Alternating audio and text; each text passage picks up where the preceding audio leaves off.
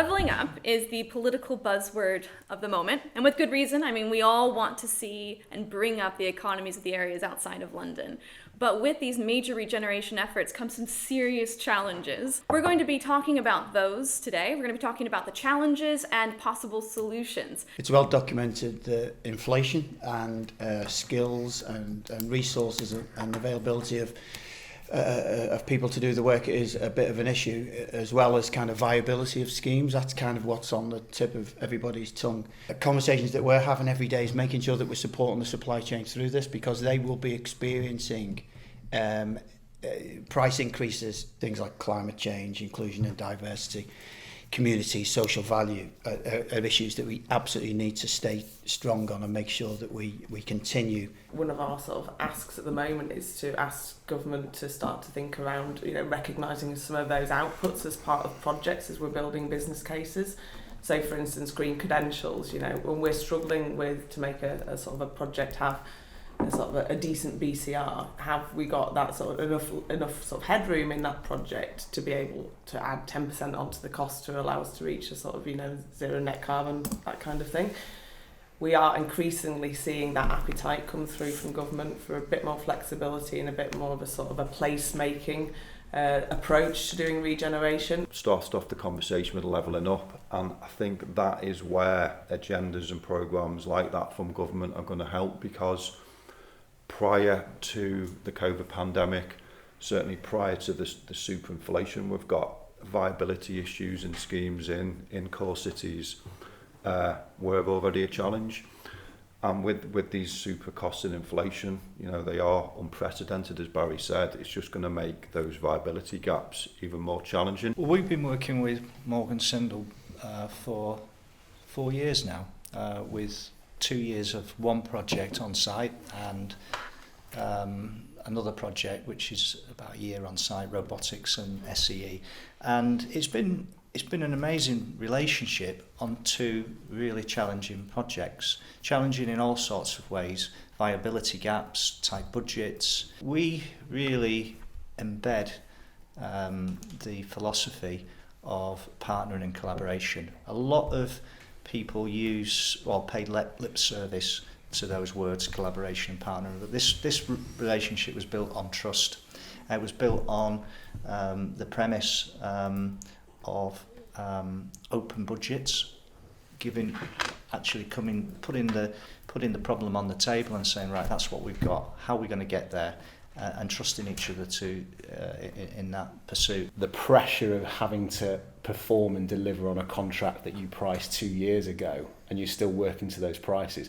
That's where Barry's point about supporting the supply chain is so important. I think going forward, the key to success here is the partner and collaboration approach. If we can do things differently through buildability and cost efficiencies in the design at an early stage, then that's the way forward, really. And we will weather the storm as we've done previously. It's becoming, with the issues we've discussed on inflation and viability, it's going to be absolutely fundamental that you work collaboratively, because no one party is going to be able to address or solve those issues. When we are looking at schemes, we bring in people that can look at the cost very, very early, so that when we know that the scheme gets to construction, it's viable, it's future-proof. And what we're trying to do now to give our supply chain real surety is place most of our orders as early as we possibly can. So that gives the supply chain the ability to pre-order materials at a good rate within the European or global market. I think the key to addressing these challenges is openness and honesty, saying exactly like it is and just saying this is the situation and finding a way forward with partnership. And I think the good, strong partnerships bring out the best, don't they? And you work on your individual strengths and you find a way, certainly, to kind of make things happen.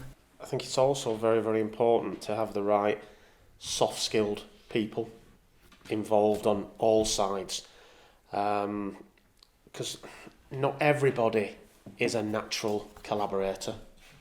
In the past, it's been an adversarial industry. A lot of contracts are written like JCT. It's what to do when bad things happen. It has to be a fully collaborational, multidisciplinary team, all working together. Collaboration point is very much around listening, and I think we've got better at that as an industry. And I think when you take the time to listen truly understand, that's what then translates into really good partnership. It's about cultures, isn't it? It's about the cultures of organisations and then the people within them organisations and the behaviours of them people and then the relationships that you then form. And the proof of the pudding and the challenge is when bad things happen, when you face challenges and how you overcome them together. In the past, consultants, we've been a bit nervous to challenge the client's brief.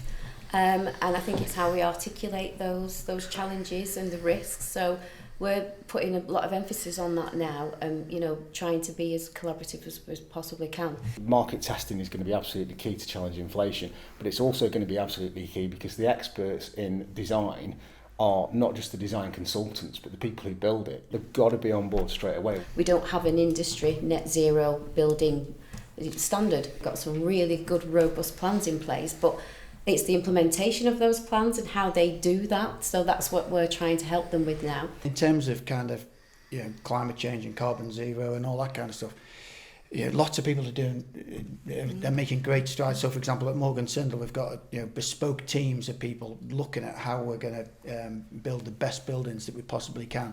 We've got a tool called Carbonica, and that we've developed in-house. So you can put a design of a building into this tool and it will spit out how much carbon it's going to produce. And then you can make some subtle changes to it by changing for example, changing the frame from steel to concrete or to timber, and make changes like that, and then it gives you a different outcome. So it gives you early information on how to best design the building with carbon in mind. And one of the key points of our charter was enjoyment. Yeah, definitely. And I think if you aim for that as a core thing, it keeps the team together. I think we've all answered the fact that partnerships are the key to leveling up, to go back to the topic of today's discussion. But what is the most important thing about having a successful partnership? You've got to trust each other to work with each other. We need an approach that sort of like reflects shared ambition for the built environment, and that, you know, will be a catalyst for economic growth and sustainable communities. To reach the levelling up and everything that we've discussed around today, the industry has to show, and the personnel working in it at all levels have to show really enhanced integrity to achieve it. It's about aligning interests.